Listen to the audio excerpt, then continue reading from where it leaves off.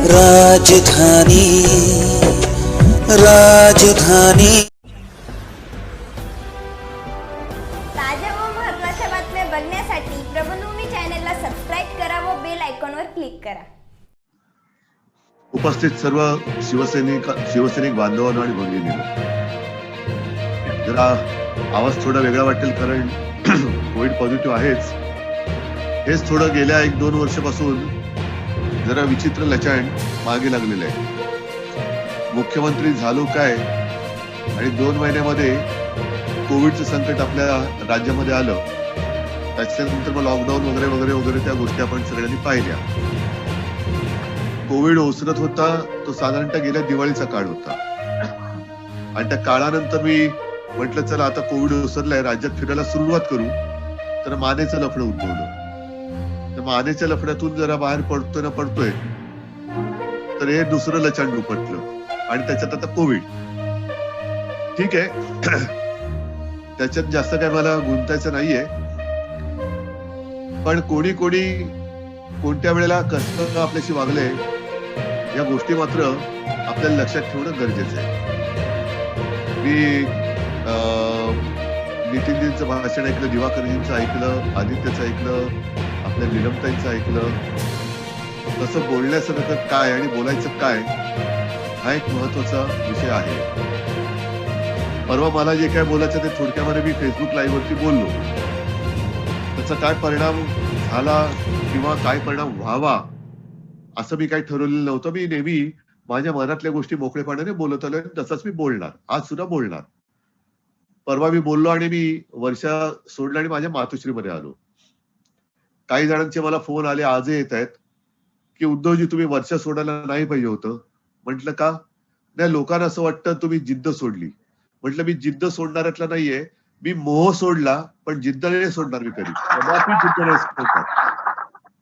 आणि ज्या गोष्टी आपल्या नाहीतच त्या सोडायचा मोह हा असू नये का? की त्या सोडून देतोय, त्या सोडायचा माझा मोह आहे. त्या सोडल्या. ज्या वास्तूत किंवा ज्या पदावरती स्वप्नात सुद्धा नव्हतं मी कधी जावं किंवा जाईन. आदित्यने जो थोडा उल्लेख केला माझ्या हॉस्पिटलच्या वास्तव्याचा, चला थोडं बोलूनच टाकतो त्याच्यावरती तुमच्याशी.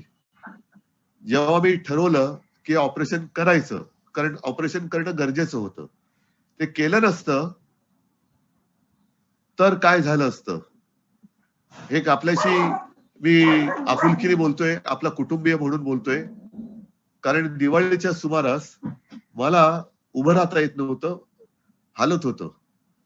मला असं वाटत होतं की मुख्यमंत्र्याची खुर्ची डळमळीत आहे, पण मला उभं राहिलं ते डळमळीत वाटायला लागलं. म्हटलं नाही, मुख्यमंत्री पदाशी याचं काही देणं घेणं नाही, हे आपल्या शरीराची काहीतरी भानगड आहे. आणि मी MRI करून घेतला तेव्हा कळलं की माझी जो स्पायनल कॉर्ड आहे तो दाबला गेलेला आहे. चालायला त्रास होत होता, उभं राहायला त्रास होत होता. अशा परिस्थितीत MRI केल्यानंतर मग डॉक्टरने सांगितलं की साहेब ऑपरेशन गरजेचं आहे. म्हटलं कधी? त्याला तसं घाईचं कारण नाही, पण 15 दिवसात केलं पाहिजे. अरे म्हटलं 15 दिवसात केलं पाहिजे आणि घाईचं कारण नाही म्हणजे काय? एकूण एकच आहे. 3 तारखेला रिपोर्ट आला आणि म्हटलं 12 तारखेला करून टाका. मग काही जणांनी सांगितलं बघा असं होऊ शकतं, बघा तसं होऊ शकतं. म्हटलं मला सगळ्याची कल्पना आहे, पण ऑपरेशन हे करावंच लागेल. अगदी काल परवाकडे जेव्हा पंतप्रधान मोदी भेटले, हे विशेष, राजभवनला, मला म्हणाले उद्धव भाई आपने ऑपरेशन किया, बहुत अच्छा किया, हिम्मत का काम था लेकिन आपने किया. म्हटलं हिम्मत और मैं कभी जुदा नहीं हो सकता हूं. हिम्मत ही माझ्या रक्तातच आहे, त्याच्यामुळे ते काही वेगळं होणारच नाहीये. ते ऑपरेशन झाल्यानंतर सगळं काही व्यवस्थित होतं. हे आता मी काही टिश्यू लावते, काही रडत बिडत नाहीये. मला कोविडमुळे जरा डोळ्यातून थोडं पाणी तर नाक कधीतरी गळते. नाहीतर उद्धव ठाकरेंना झाले अश्रू अनावर, तर तसं काही नाहीये बाबा. तर ते ऑपरेशन केलं. ऑपरेशन केल्यानंतर काही वेळेला इतर काही ऑपरेशनच्या अनुभव घेतले असेल. वेदना तर प्रचंड होत्या. एक 4-5 दिवसानंतर डॉक्टरांची माझ्या खोलीत बैठक झाली. मला डॉक्टर म्हणाले उद्धव अभी आप आपके मन के अनुसार 2-4 दिन में घर भी गए, तुम्ही कुछ फरक नहीं पड़ता, कुछ सब ठीक हो गया. तोपर्यंत व्यवस्थित होतं. माझे हात बीत हालत होते. अचानक एक दिवस सकाळी उठलो आणि आळस दिली तेव्हा माझ्या मानेत जो प्रचंड असा क्रॅम्प आला, त्याच्यानंतर माझ्या लक्षात आलं माझी खांद्यापासूनची तळपायापर्यंतची हालचाल पूर्ण बंद झाली होती. पूर्ण बंद.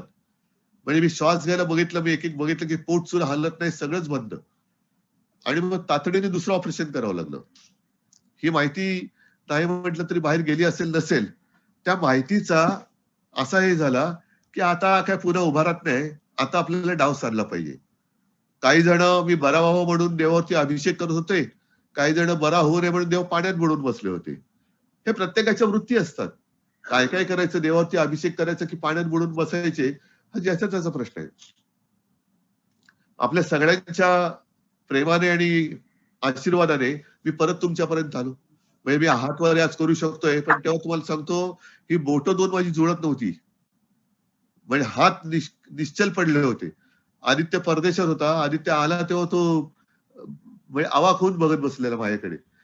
ठीक आहे, ह्या सगळ्या गोष्टीला मी तोंड दिलेलं आहे. मला त्याची पर्वा नाहीये, कारण शेवटी माझ्या खांद्यावरती ज्या कोणी जबाबदारी दिली असेल, ती जी काही ताकद आहे आई जगदंबेची आहे. हे फोटो लावलेला तो काही उगाच नाही लावलेला. माझे वडील, माझी आई, तुम्ही सगळे, ही जबाबदारी ज्यांनी माझ्यावरती सोपवलेली आहे, तो बघून गेली. जसा मी इथपर्यंत आलो, ध्यानीमध्ये नसताना, म्हणजे आणखीन एक ऑपरेशनची गोष्ट सांगतो.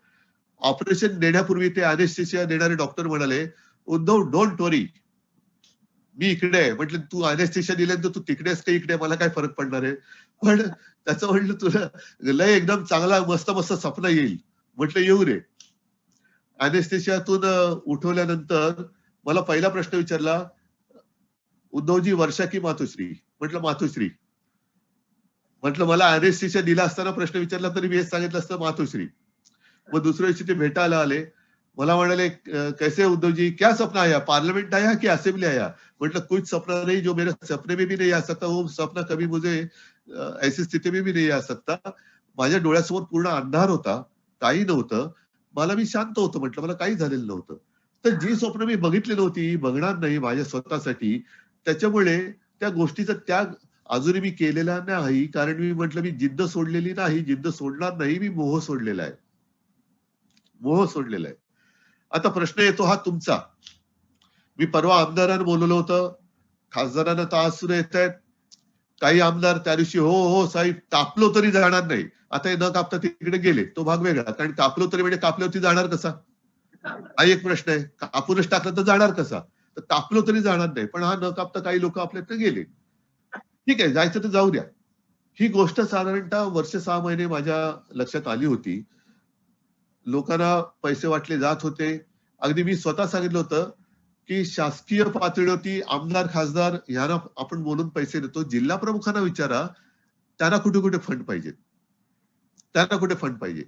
तर जिल्हा प्रमुखांना सुद्धा फंडचं वाटप हा करायला मी सांगितला होता. झाला होता की नाही मला माहिती नाहीये. कारण मी म्हटलं होतं काही वेळेला फंड म्हणजे शासकीय आणि काही एक मदत म्हणून पण करा. कारण सगळे मला कल्पना आहे की रक्ताचं पाणी करणारे शिवसैनिकांत, पैशाची झोळी आपली नेहमी रिकामी असते. तर अशा शिवसैनिकांना सुद्धा काही आपल्याकडनं मदत गेली पाहिजे. आता ही मदत कुठून करत होते, तर जे खातं आपण त्यांना दिलं होतं त्याच खात्यातून करत होते. म्हणून मी परवा जे बोललो ना की बाळासाहेबांची शिवसेना आता संपली, बाळासाहेबांची शिवसेना संपली.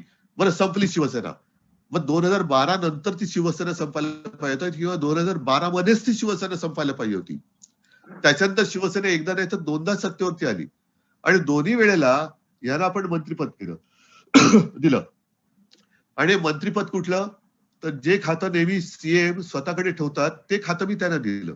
कारण मला या पैशाच्या भानगडीची दुरान्वयाने संबंध नको होता आणि नाहीये माझा. मग हे जे काही पैसे होते ते शिवसेनेच्या मुळे मिळालेल्या मंत्रिपदाचे, ते तुम्हालाच मी बोललो होतो की माझ्या शिवसैनिकांना मदत करा म्हणून. ते दिल्यानंतर जर तुम्ही त्याच्यावरती स्वतःच्या गांधीजींच्या ऐवजी स्वतःचा फोटो लावणार असाल तर ते मात्र चूक आहे. तर ते चूक आहे. तर आता हे असं भासवलं जातंय, ज्याचा उल्लेख थोडा मला वाटतं आदित्यनी पण केला, की त्यांचीच आता पोरं टोरं सगळे फोन करतायत, अरे दगडू दादा तुम्हाला काय वाटतं, काय वेळ लागले काय मला? अहो आम्हाला उद्धव साहेबांनीच सांगितले करायला. आम्ही कुठे उद्धव साहेबांना सोडत नाही आहोत, आम्ही त्यांच्याच सोबत आहोत. पण तुम्ही आमच्या बरोबर या, आपल्याला हे करायचंय. मग ही सगळी लोक आलेत ती शिवसेना भवनमध्ये, वेळ लागले काय यांना? की तुम्ही बोलवल्यानंतर तुमच्याकडे येत नाही आणि उद्धवनी बोलवल्यानंतर उद्धवकडे येत आहेत. कशासाठी येत आहेत?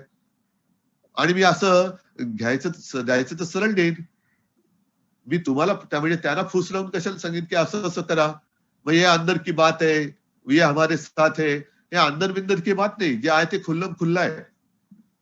हे शिवसेना फोडण्याचं पाप हे करायचं आणि वरती एक तर सुरुवातीला आता या गोष्टी ऐकून ऐकून कंटाळा आला की बाळासाहेबांची शिवसेना संपलेली आहे, उद्धवची शिवसेना वेगळी आहे, ह्याची शिवसेना वेगळी आहे. अहो, ठाकरे आणि शिवसेना ही दोन नावं, दोन शब्द वेगळे करून तुम्ही शिवसेना चालून दाखवाच. माझं आज सुद्धा आव्हान आहे. काढा बाळासाहेबांचाही फोटो वापरायचा नाही, मी तर नालायकच आहे. माझा फोटो लावूच नका. पण बाळासाहेबांचाही फोटो न लावता तुम्ही शिवसेना नावाने जगून दाखवा आणि ठाकरे नावाशिवाय जगून दाखवा.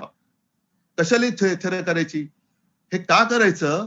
तर जे नीलमताई तुम्ही सांगितलं फार महत्वाचं आहे आणि तुम्ही मला असं वाटतं प्रेस समोर सांगा, प्रेसनी सांगा की शिवसेनेची मान्यता, अधिकृत मान्यता ही विधिमंडळ, ते ठीक आहे. मी जे परवा बोललो ना की किती आमच्यासोबत किती तुमच्यासोबत, माझ्या दृष्टीने हा विषय गौण आहे. ज्यांनी शिवसैनिकांनी तुम्हाला मतदान केलं आणि होय मी म्हणतो कारण 12 नंतरची जी काही तिकीट वाटप केली ती बाळासाहेबांनी माझ्यावरती जबाबदारी दिली होती. आणि तसं शेवटच्या मनोगतात बाळासाहेबांनी तुम्हाला सर्वांना आवाहन केले की उद्धवला सांभाळा, आदित्यला सांभाळा. मग त्या जबाबदारीमध्ये मी तुम्हाला ही उमेदवारी दिली होती. त्या उमेदवारीनंतर तुम्ही निवडून आलात आणि आता तुम्ही सांगता की ती शिवसेना बाळासाहेबांची नाही. मग तुम्हाला मंत्रिपद दिली ती 2014 नंतरची मंत्रिपद ही कोणत्या शिवसेनेने तुम्हाला दिली? मग बाळासाहेबांच्या शिवसेनेने नाही दिली, मग मंत्रिपद तेव्हा का नाही नाकारलीत तुम्ही? छे आम्हाला मान्य नाही, आम्हाला ही शिवसेना मान्य नाही, या शिवसेनेने आम्हाला दिलेली उमेदवारी मान्य नाही, मंत्रिपद तर दूरच राहू. करताय, करू शकताय, पण एक महत्वाकांक्षा जरूर असावी, पण तिला ती राक्षसी महत्वाकांक्षा असता कामा नये की ज्याने दिलं त्यालाच खायचं. ही महत्वाकांक्षा नाहीये. ही महत्वाकांक्षा असू शकत नाही. आणि जास्तीत जास्त काय केलं तो आज तुम्ही? आमदार नेल्यान घेऊन गेलात, घेऊन जा. आणखीन कोणाला घेऊन जायचं घेऊन जा. तुम्ही झाडाची फुलं तोडू शकता, झाडाची फळं तोडू शकता, पण झाडाची मुळं ही उपटून काढू शकलेल्या नाहीत, ती काढू शकत नाहीत. आणि मला चिंता नाहीये, जोपर्यंत माझ्या झाडाची मुळं जी बाळासाहेबांनी पेरलेली आहेत, रुजलेली आहेत, रुजवलेली आहेत, ती जोपर्यंत घट्ट माझ्यासोबत आहेत, तशी झाडाला बहर हा येतच असतो. प्रत्येक सीझनला बहर येत असतो. म्हणजे काल परवापर्यंत मी ज्या वर्षामध्ये राहत होतो, तिकडे त्या वर्षामध्ये एक गुलमोहराचं झाड आहे, एक बदामाचं झाड आहे. 1-2 महिन्यापूर्वी मी बघितलं की ते बदामाचं झाड नुसतं काड्या राहिलेल्या, बहरच गेलेला त्याचा. पान आणि पान म्हणजे खाली रोज सकाळ संध्याकाळ सडा पडत होता, पानाचा सडा. आणि एक 2-4 दिवसानंतर ते झाड बोडकं झालं. सगळ्यांना म्हणजे काय यायचं ते, अरे झाडाची पानं कुठे गेली? सगळी पानं पडली. म्हटलं येणार त्याला पानं, हा ऋतू बदलताना काय शिशिर असतो, ग्रीष्म असतो, वसंत असतो, मग आता मान्सून सुरू झालाय आपला, वर्षा असतो आणि वर्षामध्ये तर वर्षा असणारच. तो कसं जाईल? तर ती झाडं पानं गळून गेल्यानंतर अक्षरशः काड्या राहिल्या होत्या त्या झाडाच्या. 4 दिवसामध्ये पुन्हा ते झाड त्याला कोंब फुटले आणि पुन्हा हिरवगार होऊन गेलं. पुन्हा हिरवगार, आता पुन्हा त्याला बदाम आले. गुलमोहराचं झाड सुद्धा गुलमोहराच्या फुलांनी डवरून गेलं होतं.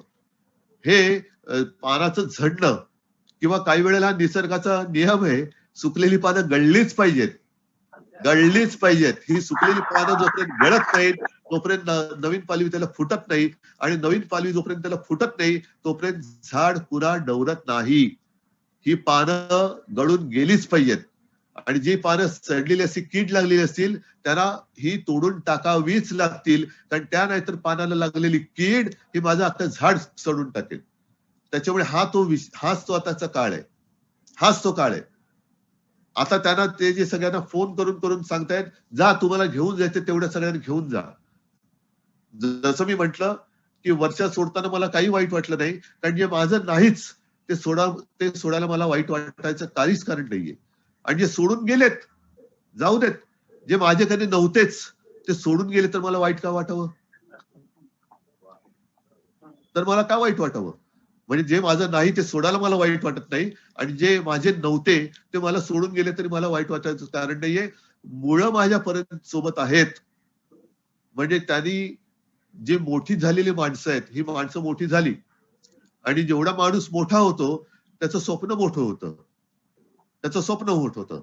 या सगळ्या मोठ्या माणसांची स्वप्न मी काही पूर्ण करू शकत नाही आणि त्यांची स्वप्न पूर्ण करायला मला शिवसेना प्रमुखांनी ही जबाबदारी माझ्यावर टाकलेली नाही. मला महाराष्ट्राच्या शिवसैनिकांच्या स्वप्नासाठी म्हणून ही माझ्यावरती जबाबदारी दिलेली आहे. आणि तुमची इच्छा, मी जसं परवा आमदारांना हे तुम्हाला जे सांगत होतो ना, की माझ्या कानावर आल्यानंतर मी एकदा थेट बोलूनच त्यांना विचारलं की असं असं कानावर येतंय. नाही नाही नाही नाही मी असा कसा वागेन. ते म्हटलं खोटं असेल आणि खोटं असावं असं माझं म्हणणं आहे. खोटं असेल तर काहीच मुद्दा नाहीये, नसेल तर स्पष्ट सांगा. नाही आपण भाजप सोबत जायला पाहिजे असा काही आमदारांचा माझ्यावरती एक दबाव आहे.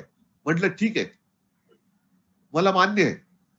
पण ज्या भाजपाने म्हटलं त्यांच्यापैकी बोलतो, तुमचा हा शब्द तुमच्यासाठी नाहीये, तुमच्या म्हणजे ते आता गेले त्यांच्यापैकी किती लोकांच्या कुटुंबियांवरती, जसं माझ्या कुटुंबियांवरती घाणेरड्या शब्दात आरोप केले, तसे आरोप केले ते सांगा. आणि जनाची नाही तर मनाची मी जनतेसमोर जाईल भाजपासोबत परत जायला. पण ज्या भाजपाने माझ्यावरती मातोश्रीवरती म्हटलं आरोप केल्यानंतर तुमचं रक्त नाही सळसळत. मातोश्रीवरती वेड वक्त काही बोलल्यानंतर तुमचं रक्त गरम होत नाही. कसले शिवसैनिक तुम्ही. ती एक साधी आता त्या आजीला नावच पडले फायर आजी. ती त्या तळपत्या उन्हामध्ये तापलेल्या रस्त्यावरती बसते की मातोश्रीवरती कोण आहे ते मी बघतोय आणि बाकी सगळे मोठी झालेली षंड भाजप सोबत जा म्हणून सांगतात. म्हटलं मी षंड नाहीये. माझ्या कुटुंबियांवरती आरोप केले, मातोश्रीवरती आरोप केले. हे ह्याच्यावरती करेक्शन काय? आणि मी नालायकपणाने, निर्लज्जपणाने पुन्हा मांडीला मांडी लावून बसू आणि माझ्या बाजूला कोण तो तोतला बसतात. म्हटलं माझ्याकडनं नाही होणार. म्हटलं मी नाही षंड. ज्यांना जायचं त्यांनी जाऊ द्या.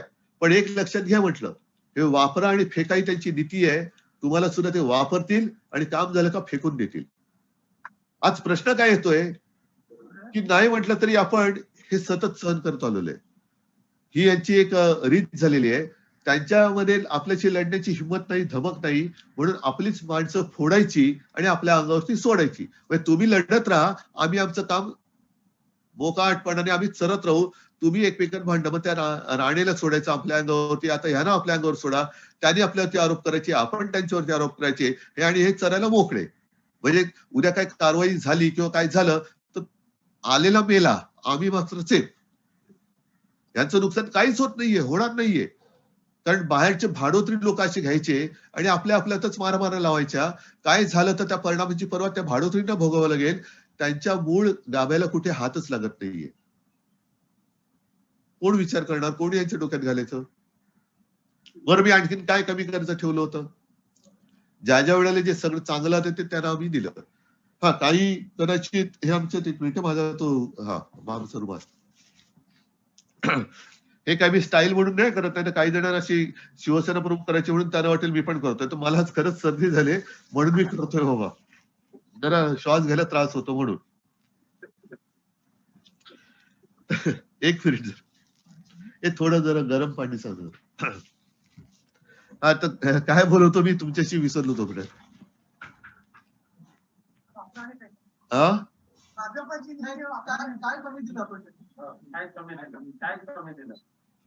काय कमी दिलं? कारण आतापर्यंत गेल्या 5 वर्षामध्ये म्हणजे आपल्या सत्तेच्या आधी एक मोठं खातं दिलं. त्याच्यानंतर साधारणतः तुम्ही इतिहास काढा, मी तर कधी इतिहास हा पाहिलेला नाही, कारण माझ्या मनातही तसं कधी नव्हतं. नगर विकास खातं कधी मुख्यमंत्र्याशिवाय वेगळं कोणाकडे कधी गेले का हल्लीच्या काळात? नाही. पण ते सुद्धा मी दिलं. माझ्याकडे मी काय ठेवलं? न्याय व विधी. दिवाकरजी तुम्ही मंत्री होतात, तुम्हाला माहिती आहे न्याय व विधी कशाचं खातं आहे, बरोबर आहे. सामान्य प्रशासन हे आहेच. आता तात्पुरतं त्या संजय राठोडवरती अत्यंत वाईट आरोप झाले. आता त्याला सुद्धा ठीक आहे, त्याच्यात एक करायचं ते केलं. ते वन खातं माझ्याकडे घेतलं आणि इन्फॉर्मेशन टेक्नॉलॉजी त्याच्यात मला खरंच काहीतरी करावं असं वाटत होतं, म्हणून पण ते करायचं कधी अवधी मिळाली नाही कोविडमुळे. पण बाकी सगळी खाती मी वाटून टाकली. मग आणखीन काय करायचं? पण ह्या सगळ्या गोष्टीचं मला आता नाही म्हटलं तरी मला सवय झालेली. वीट तर आलेल्याच आहे, पण ती वीट नुसता येऊन उपयोग नाही, ती वीट डोक्यात हाणावी लागेल. नाही तर मला वीट आलाय, बरं वीट आले पुढे काय? नाही, ती वीट मी हाणणार डोक्यात त्यांच्या. नाहीतर वीट येऊन उपयोग काय त्या विटेचा? तर तो वीट ह्या गोष्टीचा आलाय की त्यावेळेला बाळासाहेब आणि ते सदैव आपलं दैवतच आहे, त्याच्याबद्दल काय मी बोलायचं कारण नाही. पण विठ्ठल आणि मग आपण जे काय माझ्यासोबत तुम्ही होते ते बडवे. आता हीच पद्धत ते कदाचित आदित्यबद्दल करते, म्हणजे स्वतःचा पोरगा खासदार, पण माझा पोरगा काय होता कामा नये. मी कुठे शिवसैनिकांच्या मुलाला काय अडवतोय? पण ह्या सगळ्या गोष्टीचा आता तोच ते रिपीट हे चाललेलं, रिपीट रिपीट रिपीट रिपीट, की शिवसेनेबद्दल आम्हाला काय नाही. मग आता कदाचित बोलतील उद्धव बद्दल काही नाही. पण आता ते बोलायला लागले की आता ही शिवसेना बाळासाहेबांची नाही. तर हे सगळ्या जुन्या गोष्टी आपल्याला अनुभव आलेला आहे. निष्ठा म्हणजे काय असते ती आता आपल्याला दाखवायची आहे. मला वामनराव महाडिकांचं एक वाक्य आठवतंय. मला काय होतं, आता या कॅमेराचा अँगल असा आहे की समोर दिवाकरजी आहेत, नेरुरकर आहेत, दगडूदादा, विनोद, नेरकर, विर्लेकर आहेत. नाही जास्त फिरू नका, मला सगळ्यांची नावं घ्यावी लागतील. पण दगडूदादा दिसल्यामुळे मला लालबाग परेडचं जास्त आठवतंय. वामनरावांचं एक वाक्य आठवतंय. वामनराव हा एक प्रतिभावान माणूस होता. शिवसेनेचा पहिला आमदार म्हणजे बोलायला लागले का वक्तृत्व, अमोघ वक्तृत्व त्यांचं होतं आणि ऐकत बसावं असं वक्तृत्व होतं. अनेकदा आपल्या माथी पराभव आलेले आहेत. अनेकदा आलेले आहेत, आपल्या पदरी पराभव पडलेले आहेत. पण पराभवाने कधी आपण खचून नाही गेलो. ह्याचं कारण का, जसं आता नितीनजी तुम्ही म्हणालात की शिवाजी महाराजांचं उदाहरण तुम्ही दिलं. शिवाजी महाराजांच्या वेळेला तर निवडणुका नव्हत्याच. एक तर सरळ कापाकापी, म्हणजे प्राण गेला तरी 72. आता बोलायला ठीक आहे, देते कोण प्राण? पण त्यावेळेला निवडणुका नव्हता. हल्ले व्हायचे, घरातले सगळे अब्रू लुटली जायची, देवदेवतांच्या मूर्त्या बाहेर काढल्या जायच्या आणि त्याचे तुकडे तुकडे करून घर पेटून द्यायचं. याला म्हणतात बेचिराख.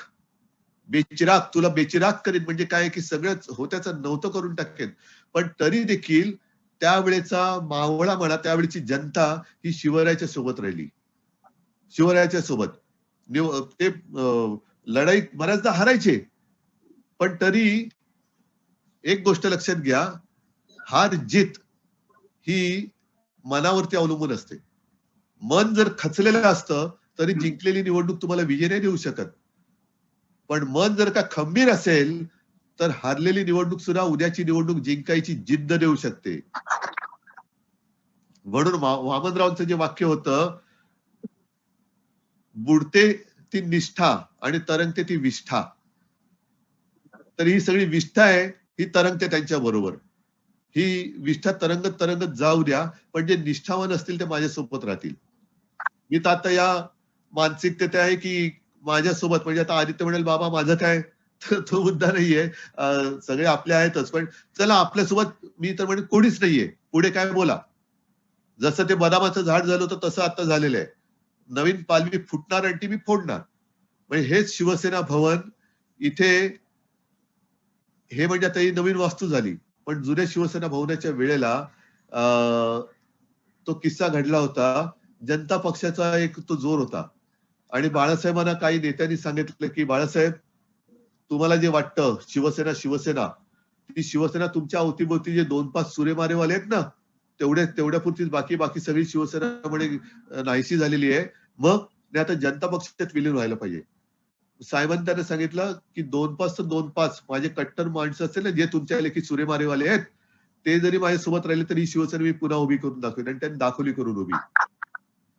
आज त्यावेळेला काही जण तेव्हा जनता पक्षात गेले, एक टर्म मला वाटतं आमदार झाले. त्यांचं नाव सुद्धा आता गुप्त झालं, कोणालाही माहिती नाही नाव त्यांचं हेमचंद्र गुप्ते होतं म्हणून. ते त्या वेळेला होतं ते. पण या सगळ्या अनुभवातून शहाणपण घेत पुढे जायचं असतं. मला आजही तुम्हाला मी सांगतो, कारण आता पदाधिकाऱ्यांना फोन यायला लागलेले आहेत, जिल्हा प्रमुखांना यायला लागलेले आहेत, सगळ्या माजी नगरसेवकांना, कारण आता नगरसेवक पद नाहीच आहे, सगळं काय त्यांचं झालेलं आता प्रशासक आहे, तर त्यांना यायला लागलेले आहेत. दमदाट्या होत आहेत. आणि पुन्हा हेच की अरे आम्हाला उद्धव साहेबांनी सांगितलं, ठाण्यातल्या पदाधिकाऱ्यांनी येत आहेत फोन की आम्हाला उद्धव साहेबांनी सांगितले म्हणून. तर असं काही नाहीये. हा उघड भारतीय जनता पक्षाने साधलेला डाव आहे. आता आपले सगळे जे काही तिकडे गेलेले घोडे गुलाबीने फसवलेले आमदार आता कैदी झालेले आहेत तिकडे. आता त्यांची आग्रहून सुटका कशी करून घ्यायची ते बघायला पाहिजे. मी जोपर्यंत माझ्या समोर कोण येत नाही, सोबत कोण येत नाही, तोपर्यंत विश्वास ठेवायला तयार नाही. धरून चाला की आपल्यासोबत कोणीच नाहीये. अशा मानसिकतेमधनं तुम्ही पुन्हा नवीन शिवसेना उभी करण्याची जिद्द बाळगता की नाही एवढंच मला तुमच्याकडे. आपल्याकडे सत्तेचं एकही पद नाहीये, काही नाहीये. ज्या वेळेला पहिला जो शिवसेना स्थापनेचा नारळ फुटला होता तीच परिस्थिती आज आहे असं समजा. आणि त्याच्यानंतर बाळासाहेबांनी उभं केलं तर 56 वर्षांनंतर आज आपण या सत्तेमध्ये आलो. ही जिद्द तुमच्यात असेल तर सोबत राहा, नाहीतर मी तुम्हालाही सांगतोय की तुम्हालाही तुमचं भवितव्य उज्ज्वल वाटत असेल जरूर तिकडे जा, जरूर जा. कारण प्रत्येकाला प्रत्येकाच्या भवितव्याचा विचार करण्याचा अधिकार आहे, निर्णय घेण्याचा अधिकार आहे. मी कोणाच्याही भवितव्याच्या आड येऊ इच्छित नाही, कारण मुळामध्ये शिवसेनेची स्थापनाच मराठी माणसांच्या आणि हिंदूंच्या उज्ज्वल भवितव्यासाठी झाली. त्याच्यामुळे मी जर काही चालवायला नालायक असेल तर तुम्ही आत्ता सांगा, मी आत्ताच्या आत्ता हे पद सोडायला तयार आहे, आत्ता पद सोडायला तयार आहे. मुख्यमंत्री पद माझ्यासाठी गौरव आहे.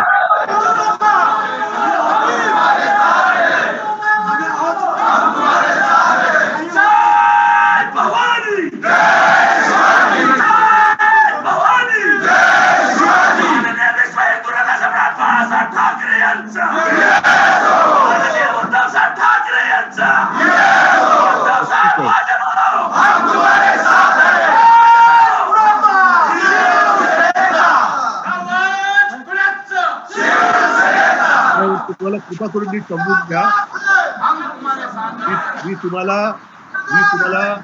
अजिबात भावनिक ब्लॅकमेल करत नाही. केवळ बाळासाहेबांचा फोटो माझ्या पाठी लागलाय म्हणून मी बाळासाहेबांचा मुलगा म्हणून तुम्ही माझ्या मोहात अडकू नका, माझ्या प्रेमात अडकू नका.